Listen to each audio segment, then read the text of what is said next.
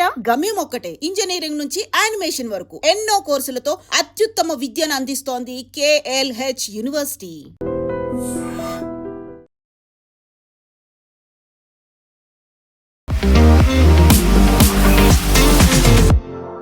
నమస్తే, నేను Kavitha. Welcome to I dream news and నిజాలు.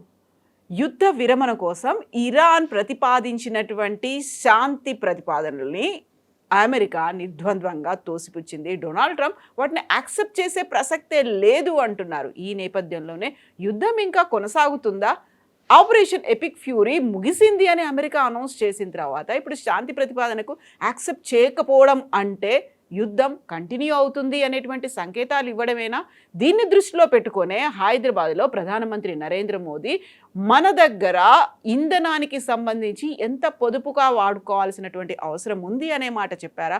బంగారం కొనుగోళ్లతో పాటుగా ఏడాది పాటు విదేశీ ప్రయాణాలను రద్దు చేసుకోవడం, చమురు ఇంధనానికి సంబంధించి మనం చాలా కీలకంగా వ్యవహరించాల్సినటువంటి అవసరం ఉంది, దుబారా ఖర్చులను తగ్గించుకోండి అనే మాట మోదీ ఎందుకు చెప్పారు? మనతో పాటుగా ఉన్నారు సీనియర్ జర్నలిస్ట్ సురేష్ కొచ్చతిల్ గారు. సార్ నమస్తే. సో 2 నెలలు అయిపోయింది, 2.5 నెలలు అవుతోంది, 3వ నెలకు ఎంటర్ అయిపోతున్నాం. బట్ ఇప్పటికి కూడా still it is going on. అంటే లేదు, ఆపరేషన్ ఎపిక్ ఫ్యూరీ అనేది అయిపోయింది అనేది అమెరికా డొనాల్డ్ ట్రంప్ అనౌన్స్ చేశారు. బట్ శాంతి ప్రతిపాదన మాత్రం ఒప్పుకోవట్లేదు. ఎవరు యుద్ధం కావాలనుకుంటున్నారు, ఎవరు వద్దంటున్నారు? అసలు మనం యుద్ధం గురించి మర్చిపోయాం. 4వ తారీఖు ముందు నుంచి 3వ తారీఖు నుంచి మన ఎలక్షన్లో పడున్నాం. ఎగ్జాక్ట్లీ బహుశా వారం పాటు మనం యుద్ధం గురించి అసలు మాట్లాడలేదు. ఇది మళ్ళీ తిరిగి వచ్చింది. వాళ్ళు కూడా బ్రేక్ తీసుకున్నారు, మనం కూడా బ్రేక్ తీసుకున్నాం. ఇప్పుడు నిన్న రాత్రి ఇరాన్ వాళ్ళ రెస్పాన్స్ పంపించారు 14 పాయింట్లలో. మన అందరికి తెలిసిందే, వాళ్ళు అంగీకరించారు. ఇంత పెద్ద గ్యాప్ ఉంది వాళ్ళ నడిమిట్లో. యురేనియం అంటారు, వీళ్ళు నో అంటారు. మిసైల్స్ అంటారు, వీళ్ళు నో అంటారు. మీరు రెజ్యూమ్ చేంజ్ అంటారు, నో అంటారు. హమాస్, హుతీలు, హెజ్బోలా సపోర్ట్ చేయడం, వీళ్ళు నో అంటారు. మళ్ళీ మీరు ఎట్లా కాంప్రమైజ్ అవుతారు? ఒక నెగోసియేషన్లో ఇద్దరు నడిమిట్ కొంచెం నడుచుకుంటూ ముందుకు రావాలి. వీళ్ళిద్దరు రెడీ లేరు. అమెరికా అంటారు యురేనియం గురించి మాట్లాడకపోతే అయిపోయింది, we will not speak to you after this. మాకు కావాల్సింది మీ యురేనియం కావాలి మాకంట. వాళ్ళు ఏమంటారు, మేము అసలు ఇవ్వం, మా మెయిన్ పాయింట్ అది. ఇంకోటి 4వది హోర్ముస్, అది కొత్తగా న్యూక్లియర్ వెపన్ వాళ్ళది. హార్ముస్ ఓపెన్ అది మేము ఇవ్వం, అది మాది అంటున్నారు. యుద్ధం ముందు వాది కాకపోతుండే అది. It was an open international. So ఇప్పుడు ప్రెసిడెంట్ ట్రంప్కి ఒక మిడ్ పాయింట్లో వచ్చి ఆగిపోయారు ఆయన. ఒక నెల ముందు మీరు చెప్పొచ్చు, నెల కాకుండా నేను 5 వారాల ముందు it would have been a finish, fight to finish. America అప్పుడే ఫినిష్ చేసి అయిపోతుంది. ఈ పాకిస్తాన్ నడిమిట్లో వచ్చి కాంప్లికేట్ చేశారు అన్ని. పాకిస్తాన్ ఒక మీడియేటర్కి వచ్చి ఏమన్నారు, మేము కన్విన్స్ చేస్తాం ఇరాన్ని, మీరు కొంచెం సీజ్ ఫైర్ పెట్టండి, మేము కన్విన్స్ చేసి మీకు ఏం కావాలో ఇప్పిస్తామన్నారు. కాదు, పాకిస్తాన్ ఒక డబుల్ గేమ్ ఆడింది. బేసిక్లీ డబుల్ గేమ్ ఎట్లా అయిందంటే, వాళ్ళు సౌదీ అరేబియాకి వెళ్ళి అక్కడ 4,000 మంది వాళ్ళ సైనికులను అక్కడ పెట్టి ఒక 10 ఎయిర్క్రాఫ్ట్ అక్కడ పెట్టారు సౌదీ అరేబియా కోసం. సౌదీ అరేబియాని ఇరాక్ నుంచి వచ్చే మిసైల్స్ని అడ్డుకోవడానికి. ద సేమ్ టైం ఇరాన్ని ఎంకరేజ్ చేశారు యూఏఈ మీద దాడి చేయమని చెప్పేసి. ఎందుకంటే యూఏఈకి సౌదీకి పడదు. ఇప్పుడు మన ప్రధానమంత్రి యూఏఈకి వెళ్ళి మీకు సహాయం ఏం కావాలి చెప్పండి, మేము మీకు ఇస్తూ ఉంటున్నాం. సో ఒక ఫ్లాష్ పాయింట్ అక్కడే వచ్చేసింది. ఇది Saudi Arabia versus UAE. Already వాళ్ళు సొమాలీల్యాండ్లో ప్రాబ్లం ఉంది, యెమెన్లో ప్రాబ్లం ఉంది. మొన్న కూడా జరిగింది, వాళ్ళు ఒపెక్ నుంచి యూఏఈ బయటకు వచ్చిన తర్వాత సౌదీ అరేబియా దాని మీద చాలా పెద్ద ఏం చెప్తారు, ఒక కోపం వచ్చింది వాళ్ళకి, లిటరల్గా కోపం వచ్చింది, ఎందుకు వెళ్ళిపోయారు ఒపెక్ నుంచి అని. ఇప్పుడున్న పరిస్థితుల్లో ప్రెసిడెంట్ ట్రంప్కి ఆప్షన్స్ ఏంటి? ఇవాళ పొద్దున Israeli prime minister Benjamin Netanyahu 60 Minutes అని చెప్పి CBS ఒక ప్రోగ్రామ్ ఉంది అమెరికాలో, చాలా మంచిది, వెరీ ఎక్సలెంట్ ప్రొఫెషనల్ ఇంటర్వ్యూస్. దాంట్లో ఆఫ్టర్ యుద్ధం మొదలైన తర్వాత ఫస్ట్ టైం బెంజమిన్ నెతన్యాహు ఒక అమెరికన్ ఛానల్తో ఇంత డీటెయిల్గా ఇంటర్వ్యూ ఇచ్చారు. ఆ ఇంటర్వ్యూ మీరు చూడాల్సింది. ఆ ఇంటర్వ్యూలో చాలా మటుకు బెంజమిన్ నెతన్యాహును అడిగిన ప్రతి ప్రశ్నకి ఆయన ఆలోచించి జవాబిచ్చారు. సో ఆయన దగ్గర అడిగారు, మీరు యుద్ధానికి వెళ్ళారు కదా, అమెరికాని మీరు గుంజి తీసుకెళ్లారని చెప్పి ఆరోపణ ఉంది, బలవంతంగా లాక్కెళ్ళారు అని చెప్పారు. అట్లేం లేదే, మేము అమెరికా ముందు ఆప్షన్స్ పెట్టాం, ఇది ఉంది, వీళ్ళు ఇవాళ మీట్ అవుతున్నారు, దట్ ఈస్ శనివారం రోజు February 20th ఒక మీటింగ్ జరగబోతుంది తెహరాన్లో, చాలా పెద్ద ఇంపార్టెంట్ మీటింగ్. దాంట్లో ఏదో పెద్ద ఒక నిర్ణయం తీసుకోబోతున్నారు, ఒక ఆపర్చునిటీ, మేము వెళ్ళి కొట్టేస్తున్నాం, మీరు వస్తారా అని అడిగారు. ప్రెసిడెంట్ ట్రంప్కి naturally Israeli prime minister credit తీసుకుంటే మళ్ళీ నేనేం చేయాలి, నేను కూడా పాల్గొన్నాను చెప్పాలని చెప్పి ఆయన కూడా తోడొచ్చేసారు. వచ్చిన తర్వాత ఇజ్రాయెల్ మీకు తెలుసు జరిగిపోయింది, Israel was no longer active. వాళ్ళకి కావాల్సిన వాళ్ళు సాధించుకున్నారు. సుప్రీం లీడర్ని చంపారు, 40 కమాండర్ని తీసేశారు. వాళ్ళు అటువైపు వెళ్ళిపోయారు, లెబనాన్ వైపు. ఇక్కడ హెజ్బుల్లాతో వాళ్ళ గొడవ అక్కడ ఉంది. అమెరికా ఇక్కడ చిక్కం. అమెరికా బాంబింగ్ చేశారు, అమెరికా మీద బాంబింగ్ జరిగింది. అమెరికా 2 పైలట్లు ఒక డెజర్ట్లో పోయారు, మళ్ళీ వాళ్ళని తీసుకురావాల్సి వచ్చింది. అరౌండ్ F-16 పోయినాయి, ఒక C-130 పోయింది, ఒక హార్నెట్ పోయింది, చాలా మటుకు ఎయిర్క్రాఫ్ట్ పోయింది. వాళ్ళు చాలా నష్టాలు కూడా జరిగింది వాళ్ళ బేసెస్ మీద. ఇప్పుడు బయటకు వస్తుంది అదంతా. దాని తర్వాత అమెరికాకి పాకిస్తాన్ వచ్చి మేము హెల్ప్ చేస్తాం, Asim Munir is my great friend అంటారు ట్రంప్. ట్రంప్కి ఏంటంటే ఈ యుద్ధం నుంచి ఎట్టైనా బయటికి రావాలి, ఎందుకంటే అప్పుడే స్ట్రెయిట్ ఆఫ్ హార్మోస్ బంద్ చేశారు ఇరాన్. దాని తర్వాత ఆయిల్ ప్రైసెస్ పెరిగింది, స్టాక్ మార్కెట్ పడిపోయింది. ఈ పరిస్థితుల్లోనే ప్రెసిడెంట్ ట్రంప్కి పాకిస్తాన్ మేము ఇరాన్ని తీసుకొచ్చి మీరు చెప్పిన దాన్ని కన్విన్స్ చేస్తామన్నారు. Iran convince car. ఒక 7th క్లాస్ అబ్బాయి దగ్గర చెప్తే కూడా చెప్తాడు, ఈ థియరీ చెప్తే no it will not happen అంటారు. ప్రెసిడెంట్ ట్రంప్కి ఇది అర్థం కాదా? ఆయన మళ్ళీ ఇప్పుడు ఎన్నిసార్లు, ఒకసారి అయితే ఫిజికల్ మీటింగ్ జరిగింది, వైస్ ప్రెసిడెంట్ వెళ్ళారు, జేడీ వ్యాన్స్ వెళ్ళారు, స్టీవ్ విట్కాఫ్, జారెడ్ కోష్నర్ వెళ్ళారు, ఏం కాలేదు. రెండోసారి మళ్ళీ 2 వారాల తర్వాత మనం వెళ్తామని చెప్పారు, లాస్ట్ మినిట్ ఎయిర్క్రాఫ్ట్లో వెళ్ళే ముందు దిగేశారు ఎయిర్క్రాఫ్ట్ నుంచి, ఎందుకంటే ఏం జరగదని వాళ్ళకి తెలుసు. Iran is playing a game, waiting game అంటాం ఇంగ్లీష్లో. అది మీరు ఎన్ని రోజులు మీరు స్ట్రెచ్ చేయొచ్చు, వాళ్ళు చూస్తూనే ఉన్నారు. అమెరికాకి ఇప్పుడు ఏ ఆప్షన్ లేదు. నిన్న కూడా ఇరాన్ UAE మీద దాడి చేశారు, బహరీన్ మీద దాడి చేశారు, ఖత్తర్ మీద దాడి చేశారు. నిన్న నౌ ఇట్స్ ఏమంటారు, మేము చేయలేదు అంటున్నారు. ఇప్పుడు నౌ దే డినయింగ్ ఇట్. వాళ్ళు ఎక్కడి నుంచి, ఆకాశం నుంచి వచ్చి పడ్డదా మిసైల్స్ అన్నీ? ఎందుకు వాళ్ళ మీద ఎవరు పడేస్తారు మిసైల్స్? మాకు తెలియదు ఎవరు వేస్తున్నారు, ఇజ్రాయెల్ వాళ్ళు వేస్తున్నామో అంటున్నారు వీళ్ళు. So this is the logic. ఇప్పుడు అమెరికా ఇప్పుడు ఆపరేషన్ ఎపిక్ ఫ్యూరీ అనేది వాళ్ళు మీకు తెలిసిందే, they have close that war. American Congress approval రాలేదు 60 రోజుల్లో. సో వార్ పవర్స్ యాక్ట్ కింద వాళ్ళు ఇంకా యుద్ధం ముందుకు తీసుకెళ్ళలేరు. సో మార్కో రూబియో కూడా అనౌన్స్ చేశారు, సెక్రటరీ ఆఫ్ స్టేట్, దట్ యుద్ధం అయిపోయింది. Now we're doing freedom, operation freedom. ఆ షిప్స్ని బయటికి తీసుకెళ్ళడం చేస్తున్నాం మేము. ఓకే, అది కూడా ఆగిపోయింది. 2 రోజుల తర్వాత మళ్ళీ దాన్ని కూడా ఆపేస్తున్నాం అని చెప్పి ప్రెసిడెంట్ ట్రంప్ మళ్ళీ పాకిస్తాన్ చెప్పారు మేము ఆపేస్తున్నాం. అది they was no reason to stop it. ఎందుకు ఆపారో ఎవరికి అర్థం కావట్లేదు.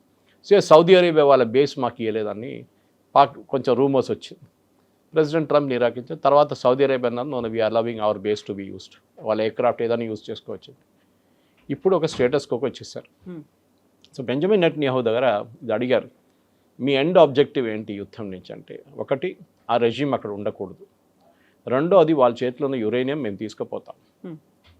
ఒకసారి రెజ్యూమ్ అక్కడ లేకపోతే హెజ్బుల్లా, హమాస్, హూతీలు మేము చూసుకుంటాం. ఓకే, వాళ్ళకి వచ్చిన సాయుధాలు, వాళ్ళకి వచ్చిన డబ్బులు అన్నీ ఆగిపోతుంది. రెండోది యురేనియం తీసుకెళ్ళిపోతే మాకు న్యూక్లియర్ థ్రెట్ ఉండదు, వీఆర్ హ్యాపీ. దీని తర్వాత మేము we can leave for hour cells అని చెప్పి. ఇది ప్రెసిడెంట్ ట్రంప్కి అర్థం కావట్లేదు. ఎందుకంటే ఆయన ఇప్పుడు ప్రాబ్లం ఏంటి, ఆయన ఇప్పుడు బాంబ్ చేయాలంటే బాంబ్ చేయలేరు, ఈ కెనాట్ డూ ద బాంబింగ్. అందుకే ఎపిక్ ఫ్యూరీ ఆగిపోయింది. సో ఇవాళ పొద్దున కూడా అడిగారు, మీరు ఏం చేయబోతున్నారంటే, you watch, I let you know అన్నారు. సో బహుశా ఏం జరగబోతుందంటే, ఇజ్రాయెల్ బాంబ్ వేస్తారు ఇరాన్ మీద, స్పెసిఫిక్ టార్గెట్స్. వాళ్ళ దాంట్లో 11 ఐడెంటిఫైడ్ టార్గెట్స్ లాస్ట్ టైం కొట్టలేదు. దాంట్లో this foreign minister, president and speaker of parliament ఉన్నారు. ఎందుకంటే నెగోషియేట్ చేయడానికి ఎవరైనా ఉండాలి కదా అని చెప్పి ఆపేశారు అమెరికా. బహుశా ఈ టార్గెట్ ఇప్పుడు ఈసారి కొడతారు వాళ్ళు. కొట్టిన తర్వాత they will only go for extended టార్గెట్స్కి వెళ్తారు. ఇంకా వాళ్ళ మళ్ళీ పవర్ ప్లాంట్స్ కానివ్వండి, మిగతా దాన్ని కొట్టేస్తారు. ఇరాన్ ఏం చేస్తారంటే ఇమ్మీడియట్గా అమెరికన్ అసెట్స్ మీద కొడతారు వాళ్ళు. అంటే దుబాయ్, UAEలో ఉన్న assets, Khattar, Bahrain, Kuwait, Oman, Saudi Arabia, ఇక్కడ ఉన్న అసెట్స్ మీద ఇరాన్ మిసైల్స్ కొడతారు. ఆల్రెడీ వాళ్ళు మొదలు పెట్టారు. ఇవాళ పొద్దున వార్నింగ్ కూడా ఇచ్చారు, మా మీద దాడి జరిగితే మేము అమెరికన్ అసెట్స్ ఎక్కడ ఉందో అక్కడ కొడతాం మేము, అరబ్ కంట్రీస్లో, గల్ఫ్ కంట్రీస్లో, అని ఆ చుట్టుపక్కల ఉన్న దేశాల్లో. మూమెంట్ దాట్ హ్యాపెన్స్, అమెరికాకు ఒక ఎక్స్క్యూజ్ వచ్చేస్తుంది. వాళ్ళ చట్ట ప్రకారం వాళ్ళ అసెట్స్ మీద, అంటే వాళ్ళ ఎయిర్క్రాఫ్ట్ ఉండొచ్చు, వాళ్ళ ల్యాండ్ బేస్ ఫోర్సెస్ ఉండొచ్చు, వాళ్ళ బేస్లు ఉండొచ్చు, దేని మీదైనా ఎవరైనా దాడి చేస్తే అమెరికా కెన్ హిట్ బ్యాక్. అప్పుడు యుద్ధం కాదు, అది సెల్ఫ్ ప్రొటెక్షన్ కోసం చేస్తున్నాం. అమెరికా ఒక ఎక్స్క్యూజ్గా వాడుకుంటారు. ఫస్ట్ ఇజ్రాయెల్ని పంపిస్తారు, వాళ్ళు బాంబ్ చేసిన తర్వాత వీళ్ళు రిటర్న్ బాంబ్ చేస్తే అమెరికా చేస్తారు మళ్ళీ. దాంతో బహుశా it will be the end of the war. యుద్ధం చాలా మందికి ప్రాబ్లం క్రియేట్ చేస్తుంది, ఈవెన్ మన దేశానికి కూడా ప్రాబ్లం క్రియేట్ చేస్తుంది. ఇప్పుడు ఫస్ట్ కొన్ని వారాలు మనం అడుగున్నాం బాగానే, కానీ now it's stretching on us also. ప్రతి దేశం, మీరు మిడిల్ ఈస్ట్ నుంచి మీరు సౌత్ ఈస్ట్ ఏషియాకి వెళ్ళండి, జర్మనీ చూసుకోండి, ఫ్రాన్స్ చూడండి, ఆస్ట్రేలియా, న్యూజిలాండ్, అన్ని దేశాల్లో it is reached a point, వాళ్ళకి ఫ్యూయల్ లేదు, వాళ్ళ ఇన్ఫ్లేషన్ పెరిగింది, అట్ ద బంక్లో వాళ్ళ ఆయిల్ ప్రైసెస్ డబుల్ అయిపోయింది. మన దగ్గర ఒక పైసా కూడా పెంచలేదు ఇక్కడ ఎన్ని రోజులు. ఎల్పిజి కమర్షియల్ పెంచారు కానీ డొమెస్టిక్ ఇప్పుడు కూడా సబ్సిడైజ్ ఎలిమెంట్లో ఉంది. అది 23 రూపాయలు పెట్రోల్ లాస్ట్లో అమ్ముతున్నారు, 32 రూపాయల డీజిల్ లాస్ట్లో అమ్ముతున్నారు. ఎన్ని రోజులు? పెట్రోలియం కంపెనీ కూడా వాళ్ళు తట్టుకోలేరు. వాళ్ళు పబ్లిక్ లిమిటెడ్ కంపెనీ, వాళ్ళు షేర్ హోల్డర్స్ ఉన్నారు. స్టాక్ ఎక్స్చేంజ్కి వెళ్ళి రిపోర్ట్ చేయాలి వాళ్ళు మన నష్టాలు ఎంత వస్తుంది అనేది. సరే గవర్నమెంట్ కొంచెం మటుకు అడుగున్నారు, వాళ్ళ కస్టమ్స్ డ్యూటీ తగ్గించాలంటే చేశారు బాగానే. కానీ ఎన్ని రోజులు? ఈ యుద్ధం ఎప్పుడు ఆగుతుంది మనకి ఎవరికి తెలియట్లేదు. అండ్ ప్రెసిడెంట్ ట్రంప్కి ఏమో మిడ్ టర్మ్ పోల్స్ వస్తుంది, ఆయనకు అది టెన్షన్ ఉంది. సో నెక్స్ట్ ఆర్ యా పార్ అంటారు హిందీలో, అది బహుశా నెక్స్ట్ ఈ వారంలో నెక్స్ట్ వీక్లో తెలిసిపోతుంది. సో తేల్చుకోవడానికి అయితే సిద్ధపడ్డాయి, బట్ ఆ ఇంపాక్ట్ అనేది ప్రపంచ దేశాల మీద పడింది. మన దాకా రాలేదు, ఇప్పటిదాకా మనం ధరల్ని పెంచలేదు, కాకపోతే మనం కంట్రోల్డ్గా ఉండాల్సినటువంటి అవసరం ఉంది. వర్క్ ఫ్రమ్ హోమ్ని ఆప్షన్ని మీరు ఆప్ట్ చేసుకోండి, ఆర్ఎల్స్ పబ్లిక్ ట్రాన్స్పోర్ట్ని యూజ్ చేసుకోండి, కార్ పూలింగ్ని చేసుకోండి, అనవసరమైనటువంటి ఖర్చులు పెట్టకండి, 1 year పాటు బంగారాన్ని కొనకండి. ఇవన్నీ చెప్పడం అంటే are we going to face అయిన ఒక ఫైనాన్షియల్ క్రైసిస్ ఏమన్నా మన మీద పడబోతోందా? మోదీ ఎందుకని హైదరాబాద్కి వచ్చినప్పుడు ఆ మాట మాట్లాడారు?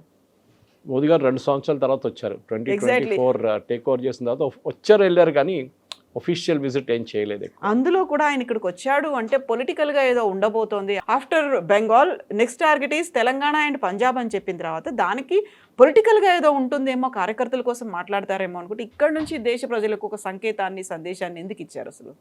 కోర్స్ ఆయనకు ఒక ఎక్స్క్యూజ్ ఉండాలి దానికోసం. సో హైదరాబాద్కి వచ్చిన తర్వాత ఇప్పుడు ఒక రివ్యూ లాగా ఆయన ఆల్మోస్ట్ ఎంత ఇప్పుడు ఆల్మోస్ట్ 8 to 10 weeks అవుతుంది, 10 to 12 weeks అవుతుంది యుద్ధం.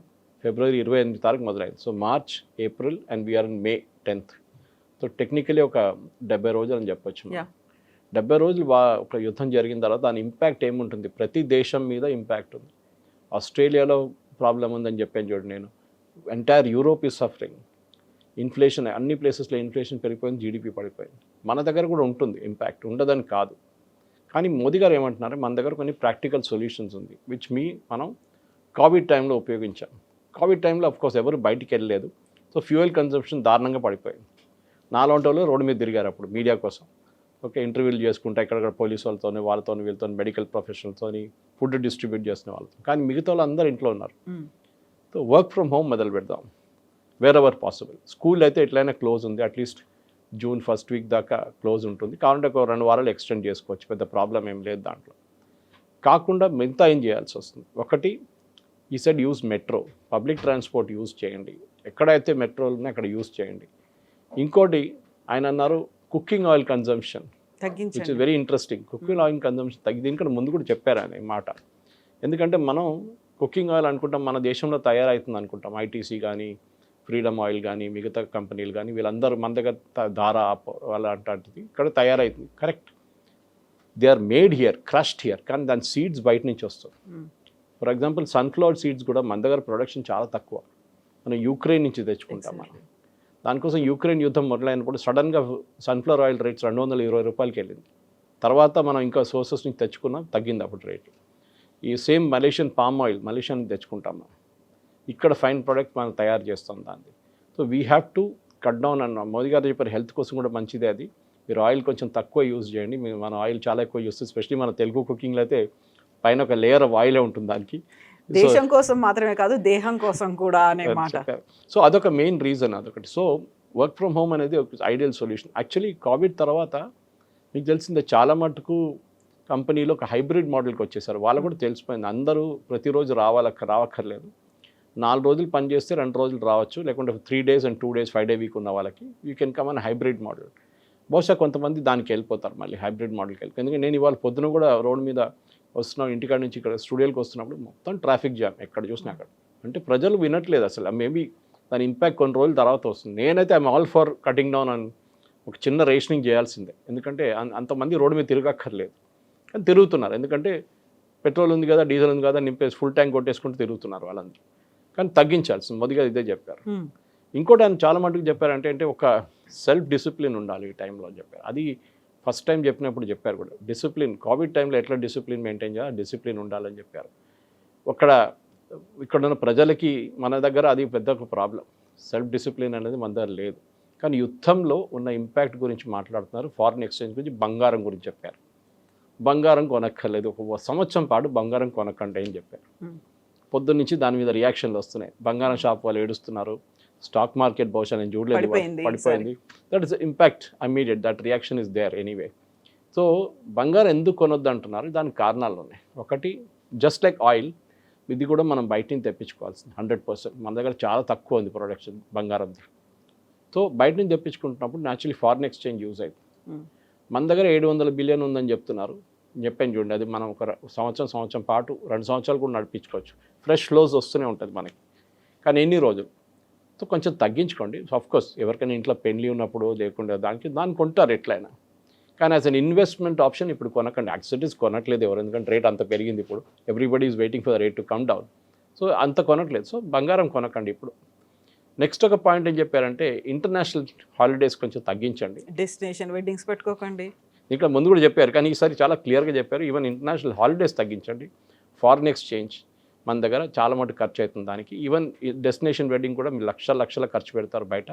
You use dollars like crazy. మీరు ఇక్కడ పెళ్లి పెట్టుకోండి, ఇండియాలో వెకేషన్ చేసుకోండి, మీకు ప్రాబ్లం ఉండదు. ఐ థింక్ ఇది హోలిస్టిక్గా చూస్తే ఒక సెన్సిబుల్ సజెషన్. దాంట్లో అన్ని 100% ఇంప్లిమెంటేషన్ అవుతుందంటే కాదు. గవర్నమెంట్ ఎవరిని ఆపలేరు. మీరు బంగారం షాప్కి వెళ్ళకూడదు, బంగారం షాప్ బంద్ చేద్దామంటే అది కూడా కాదు. That economy has to run also. అది కూడా నడవాలి కదా. ఎంతోమంది దాని మీద బతుకుతున్నారు. జ్యువెలరీ అమ్మడం ఒకటే కాదు, జ్యువెలరీ డిజైన్ చేసేటోళ్ళు చాలామంది ఉన్నారు. ఓకే, దాంతో ఒక వర్క్ స్కిల్ ఉన్న వాళ్ళు చాలా తక్కువ, ఇప్పుడు తగ్గు వస్తున్నారు. ఇప్పుడు వాళ్ళకు ఉద్యోగం ఉండాలి. Yes, short term pain, long term gain అంటాము. ఇది షార్ట్ టర్మ్ పెయిన్ ఇది. సో గతంలో కూడా వికసిత్ భారత్ గురించి చాలా ఎక్కువగా గొప్పగా చెప్పుకుంటూ వచ్చారు. ఇప్పుడేమో సడన్గా మా వోకల్ ఫర్ లోకల్ అనే మాట, గ్లోబల్గా ఉన్నటువంటి లగ్జరియస్ బ్రాండ్స్ ఏవైతే ఉన్నాయో వాటన్నిటిని కొనకండి, లగ్జరీస్ని తగ్గించుకోండి అని ఈ చెప్పడం ఒకవైపు అయితే, ఆర్థిక సంక్షోభం మనకేమైనా రాబోతోందా? నిజంగా ఆయిల్ సంక్షోభం, క్రైసిస్ అనేది మన దగ్గర ఉందా? దాన్ని బయటపడడానికి మనకి ఇండైరెక్ట్గా ఇండికేషన్స్ ఇస్తున్నారా? మొన్నటిదాకా రిసోర్సెస్ బాగా ఉన్నాయి, మన దగ్గర నిల్వలు ఉన్నాయి, స్టోరేజ్ కెపాసిటీ ఇంత ఉంది, 2 నెలలు కావచ్చు, 75 రోజుల పాటు మనకు అవైలబుల్గా ఉంటాయి, ఇన్ని చెప్పిన తర్వాత ఆల్ ఆఫ్ ది సడన్ ఒకేసారి ఉన్నట్టుండి చెప్పాడు, మీరు అన్నింటినీ కట్ డౌన్ చేసుకోండి. మనం నెత్తిన ఏదైనా రుద్దుతున్నారా, లేకుంటే మనం గమనించలేంది, మనకు అర్థం కాంది ఏదైనా మోదీ మనకు చెప్పే ప్రయత్నం చేస్తున్నారా? మోదీ గారు 8 గంటలకు రాలేదు, అది చాలా పెద్ద అడ్వాంటేజ్. నైట్ మిత్రో అని రాలేదు, 8 o'clock అనగానే అందరికి భయం వేస్తుంది, మళ్ళీ ఏదో జరగబోతుంది. ఎస్, ఒక బెల్ట్ టైట్నింగ్ ఎక్సర్సైజ్ ఉండాల్సింది, దాంట్లో డౌట్ లేదు. ఎందుకంటే చాలా మటుకు మిగతా దేశాలు చూస్తూ నేర్చుకోవాలి. అక్కడ శ్రీలంకని చూడండి, కంప్లీట్లీ బ్యాంక్రప్ట్. పాకిస్తాన్ 2 వారాలు కావాల్సిన ఆయిల్ కూడా వాళ్ళ దగ్గర కొనలేరు వాళ్ళు. ఇటు నేపాల్, బంగ్లాదేశ్, అన్ని దేశాలు సఫర్ అవుతున్నారు. నార్త్ మిడిల్ ఈస్ట్ కాకుండా మీ అటువైపు చూడండి, you look at south east Asia, Indonesia, Malaysia, అన్ని దేశాలు ఎవ్రీబడీ సఫరింగ్. ఎందుకంటే అందరికి ఇదే ప్రాబ్లమ్స్, మనకున్న ప్రాబ్లం వాళ్ళకు కూడా ఉందన్నమాట. కానీ మనం because we are 5th or 6th largest, ఇప్పుడు 4 కాదు, ఇప్పుడు 5కి వెళ్ళిపోయాం మనం. కానీ population wise we're the 2nd largest importer of crude. China తర్వాత మనమే ఉంటాం. సో మనం న్యాచురలీ మనకు కొంచెం బెల్ట్ టైట్నింగ్ చేసుకోవాలి. మోదీ గారు ఎలక్ట్రిక్ కార్స్ గురించి మాట్లాడారు, చాలా ఇంపార్టెంట్. ఇది ఒక ఐడియల్ ఆపర్చునిటీ. ప్రతి క్రైసిస్ ఒక ఆపర్చునిటీ క్రియేట్ చేస్తుంది. డిమానిటైజేషన్ రాగానే డిజిటల్ పేమెంట్స్ వచ్చింది, అందరు నవ్వారు ఆ టైంలో. ఏంటి డిజిటల్ పేమెంట్స్? చిదంబరం గారు చెప్పారా, కూరగాయలు అమ్ముతున్న ఆమెకి ఏం తెలుసు డిజిటల్ పేమెంట్, ఆమెకి ఏముంటుంది బ్యాంక్ అకౌంట్, ఎక్కడ ఇంటర్నెట్ అన్నారు. ఇప్పుడు ఏం జరుగుతుంది? ఎవరు కూడా పర్సనల్ డబ్బులు పెట్టుకుంటూ తిరగట్లేదు, చాలా తక్కువ. Everybody is on digital mode. అది ఒక క్రైసిస్ క్రియేట్ చేసింది ఆ టైంలో. నోట్లు లేవు మార్కెట్లో, నోట్లు తగ్గిపోయింది, ఏటీఎంలో నోట్స్ లేవు. అప్పుడు డిజిటల్ పేమెంట్స్ ఇంట్రడ్యూస్ చేస్తారు. దానికన్నా ముందు కూడా ఉండే అనుకోండి, కానీ దాన్ని ఒక ప్రెస్సింగ్ నీడ్ వచ్చింది అప్పుడు. ఇప్పుడు ఎథనాల్ గురించి మాట్లాడతామా, గడ్కరీ గారు ఫస్ట్ టైం ఎథనాల్ 10% ఇంక్రీజ్ చేసినప్పుడు పెద్ద గొడవ జరిగింది. కొన్ని కార్ కంపెనీలు అన్నారు ఎఫిషియన్సీ తగ్గిపోయింది, కొంతమంది రివ్యూవర్స్ అన్నారు చాలా మటుకు ఇంజిన్ డ్యామేజ్ జరుగుతుంది. అసలు ఏం జరగలేదు. ఛాలెంజ్ చేశారు గవర్నమెంట్, తీసుకురండి మనం ప్రూఫ్ చూపించండి అని చెప్పి. బేసిక్లీ ఏం జరిగిందంటే, గల్ఫ్లో ఉన్న ఆయిల్ కంపెనీస్ ఒక క్యాంపెయిన్ నడిపించారు. మనకు తెలిసింది OPEC అని చెప్పి మనం చూసాము. ఇప్పుడు OPEC దగ్గర PR ఆర్మ్ ఉంది, వాళ్ళు చాలా డబ్బులు ఖర్చు పెడతారు. Just like world gold council అని ఒకటి ఉంది. ఈ బంగారం అమ్మే దేశాలు అంటే సౌత్ ఆఫ్రికా లాంటి దేశాలు, దాని దుబాయ్ లాంటి ట్రేడింగ్ ఉన్న దేశాల్లో ఒక పెద్ద లాబీ ఇది వరల్డ్ గోల్డ్ కౌన్సిల్. వాళ్ళే మన ధన్తేరాస్ తయారు చేశారు. ధన్తేరాస్లో బంగారం కొనడం కాన్సెప్ట్ వాళ్ళ దగ్గర నుంచి మొదలైంది. సెంటిమెంట్ లాగా చూపించి దాన్ని world gulf council president, India ప్రెసిడెంట్ని నేను కలిసాను ఒకసారి, ఇప్పుడు కాదు, నేను టైమ్స్ ఆఫ్ ఇండియాలో పనిచేస్తున్న టైంలో. ఆయన ఓపెన్గా చెప్పారు నాకు of the record, Suresh garu ఇది ఒక marketing strategy, Dhanteras, I'm just taking it off ఇది మెయిన్ డిస్కషన్ కాదు, కానీ బంగారం గురించి మాట్లాడడం ఇది రావాలి, ఇది మా స్ట్రాటజీ, మా స్టేల్ ఫ్లాట్ అయిపోతుంది మా సేల్స్ అంతా, పెంచుకోవడానికి మేము ఒక దంతెరాస్లో బంగారం కొనాలని చెప్పి ఒక కాన్సెప్ట్ తీసుకొచ్చి అది క్లిక్ అయింది, క్యాంపెయిన్ నడిపించాం, కోట్లు ఖర్చు పెట్టాం మేమని. ఎనీవే నేను ఓపెక్ గురించి ఇక్కడికి వస్తున్నాను, ఎందుకంటే ఓపెక్ వాళ్ళు క్యాంపెయిన్ నడిపించారు. దాని తర్వాత గడ్కరీ గారు దాన్ని 20% చేశారు ఎథనాల్ని, ఎస్పెషల్లీ న్యూ కార్స్లో అది యూజ్ చేసుకోవచ్చండి. పెద్ద గొడవ దాన్ని కూడా. మళ్ళీ ఇప్పుడు ఆయన 100% అంటున్నారు. అప్పుడు ఆలోచించండి, ఇండియన్ రైల్వేస్ వాళ్ళ కంప్లీట్ డీజిల్ లోకోమోటివ్స్ని ఎలక్ట్రిక్ చేసినప్పుడు ఎంత పెద్ద గొడవ జరిగింది ఆ టైంలో. ఇండియాలో అది లేదు, ఇండియాలో ఎలక్ట్రిసిటీ లేదు, ట్రైన్ నడిమిట్లు ఆగిపోతుంది, అది ఇదని చెప్పి పెద్ద ఏమైనా జరిగిందంటే ఏం జరగలేదు. Everything got converted to electric. మీరు బిలీవ్ చేయరు, ఇక్కడ కొంత యూనివర్సిటీస్ ఉన్నారు మన హైదరాబాద్లోనే, వాళ్ళు వాళ్ళ మెయిన్ కిచెన్స్, హాస్టల్ కానీ మిగతా దానికి మొత్తం ఎలక్ట్రిక్ చేసుకున్నారు లాస్ట్ 1 monthలో. ఎట్లా చేశారు? ఇంగ్లీష్లో అంటారు necessity the mother of invention అని. ఎగ్జాక్ట్లీ. ఓకే, మీకు క్రైసిస్ వచ్చినప్పుడు అప్పుడు మీరు ఆలోచిస్తారు, ఇది ముందెందుకు ఆలోచించలేదు, ఇది దాన్ని సోలార్ కనెక్ట్ చేస్తున్నారు ఇప్పుడు. సో ప్రతిదానికి ఒక ఆపర్చునిటీ. సో మోదీ గారు అదే చెప్పారు, యూస్ ఎలక్ట్రిక్ వెహికల్స్. మనం చూస్తున్నాం సెంట్రల్ గవర్నమెంట్ ఇచ్చే ఫండ్స్తోని కొంటున్న బస్సులు కూడా చూస్తున్నాం సిటీలో. ప్రతి సిటీలో వాళ్ళు ఇస్తారు 600, 500 బస్సులు ఇస్తారు, అన్ని ఎలక్ట్రిక్ ఇస్తారు. ఇప్పుడు they are not giving non electric vehicles, diesel buses ఇవ్వట్లేదు, అసలు ఫండింగ్ ఇవ్వట్లేదు. ఇది కూడా ఒక ideal opportunity, let us use it. No there ఏం ప్రాబ్లం లేదు, కానీ మన దగ్గర ఒక రిలక్టెన్స్ ఉంటుంది. మన దేశం ఎందుకు ప్రాబ్లం ఏముంది, పెట్రోల్ ఫుల్ ట్యాంక్ కొట్టించుకుంటే ఏమవుతుంది, మన ఒక బెల్ట్ టైట్నింగ్ ఇట్లాంటి క్రైసిస్ వచ్చినప్పుడే మన దేశంలో ఒక డిసిప్లిన్ మెయింటైన్ చేసుకున్నాను. కోవిడ్ టైంలో యాక్చువల్లీ చాలా టఫ్గా గవర్నమెంట్ చేయాల్సి వచ్చింది. నాకు గుర్తుంది, నేను బయట తిరుగుతున్నప్పుడు చాలామందిని పోలీసు వాళ్ళు డిటైన్ చేశారు. ఒకరిని అక్కడ మిలిటరీ డైరీ ఫామ్ రోడ్ దగ్గర చూశాను, వాడిని పట్టుకున్నారు పోలీసు వాడు. సో మేము కూడా ఇంటర్వ్యూ చేస్తున్నాం అక్కడ. ఆ టైంలో మా కెమెరామెన్ మైక్ తీసుకెళ్ళి ఇచ్చాడు ఆయనకి పట్టుకోమని చెప్పి. వాడి దగ్గర అడిగాం, నువ్వు ఎందుకు రోడ్డు మీదకి వచ్చానంటే, ఎంతమంది తిరుగుతున్నారు రోడ్డు మీద చూడడానికి, నేను వచ్చానంట. ఆలోచించండి, అట్లాంటి ఒక యాటిట్యూడ్ మన దగ్గర ఉంది. మెట్రోలో వెళ్ళమంటే అంటాడు, నా ఇంటి పక్కన నుంచి వెళ్ళాలి మెట్రో, నా ఇంటి ముందు నుంచి వెళ్ళాలి, నేను ఎక్కడ దిగాలి అక్కడ మా కంపెనీ ముందు మెట్రో స్టేషన్ ఉండాలంట. అది కాదు. You learn from people of Mumbai. వాళ్ళు ఎంత కష్టపడి ఆ ట్రైన్లో వెళ్తారు, ఫస్ట్ వాళ్ళ 1 కిలోమీటర్ నడుచుకుంటూ వెళ్తారు, బస్సు తీసుకుంటారు, మళ్ళీ స్టేషన్ దిగుతారు, మళ్ళీ ఆ ట్రైన్ తీసుకుంటారు, మళ్ళీ వాళ్ళ ఆఫీస్కి బస్సు తీసుకుంటారు. They are like that. ఇప్పుడు ఆఫ్ కోర్స్ ఊబర్ వచ్చింది అనుకోండి, కానీ ఆ టైంలో బస్సులే ఉండే, BEST బస్సెస్. ఆ డిస్ట్రిక్ట్ మనకు ఆ ప్రాబ్లం ఇది లేదు. MMTS యూసేజ్ చూడండి చాలా తక్కువ, 40,000 మంది యూజ్ చేస్తున్నారు. అది మినిమం 1 లక్ష 2 లక్షలకు తీసుకురావాల్సి వస్తుంది. ఈ మెట్రో 4 లక్షలు నడుస్తుంది, it can easily go to 6 lakhs. కానీ మన వాళ్ళు కొంచెం రిలక్టెన్స్. హైదరాబాద్కి నడవడం అనేది ఒక మన కల్చర్లో లేదు. అది we want everything in front of us అనమాట. సో ఒక మోదీ గారు చెప్పిన దానికి డిసిప్లిన్ అంటున్నారు. ఆ కోవిడ్ని ఎగ్జాంపుల్గా కోట్ చేశారు ఆయన. So definitely foreign exchange save చేయాల్సిందే మనం. మన dependence on petrol and diesel తగ్గించాలి. పైప్ న్యాచురల్ గ్యాస్ చూడండి, ఇది ఇప్పుడు రాబోయే అన్నిటికంటే పెద్ద రెవల్యూషన్. ఇది మనం ఊహించలేము, అంత పెద్ద రెవల్యూషన్ రాబోతుంది. All kitchens of commercial kitchens, ఇప్పుడు నేను ఎలక్ట్రిక్ చెప్పాను చూడండి, అట్లానే ప్రతి కమర్షియల్ కిచెన్కి రెస్టారెంట్ కానివ్వండి, ఇండస్ట్రియల్ క్యాంటీన్స్ కానివ్వండి, కాలేజ్ స్కూల్ క్యాంటీన్స్ కానివ్వండి, ఏదైనా రోడ్ సైడ్ డాబాలు కానివ్వండి, అందరు PNGకి రావాల్సిందే. అఫ్కోర్స్ రోడ్ సైడ్ డాబాలు కొన్ని ప్రాబ్లం ఉంటుంది డిస్టెన్స్ వైజ్, కానీ సిటీ లోపల you can easily do PNG. అది నెక్స్ట్ బిగ్ రెవల్యూషన్. అది వచ్చేస్తే మనకు సేవింగ్ చాలా మటుకు వస్తుంది. బట్ ఇక్కడ సప్లై చైన్ డిస్రప్ట్ అయింది కరోనా టైం నుంచి అని చెప్పిన తర్వాత ఇప్పుడు హర్ముజ్ క్లోజ్ చేస్తే అన్ని దేశాల మీద ఇంపాక్ట్ పడింది అనే దాంతో పాటుగా అక్కడ నుంచి ఆయిల్ అండ్ న్యాచురల్ గ్యాసెస్ రావట్లేదు, అక్కడ నుంచి ఫర్టిలైజర్స్ కూడా రావట్లేదు. బట్ మన రైతులకు ఆయన ఒక సందేశాన్ని ఇచ్చాడు, ఫర్టిలైజర్స్ని తగ్గించుకోండి, ఆర్గానిక్ వైపు వెళ్ళండి. అంటే ఫర్టిలైజర్ క్రైసిస్ కూడా ఉందనా, లేకుంటే ఉన్నటువంటి న్యాచురల్గా ఉన్నదాన్ని యూజ్ చేసుకోమనా? 2 క్రైసిస్ ఉన్నాయి ఫెర్టిలైజర్లో. ఒకటి నైట్రోజన్.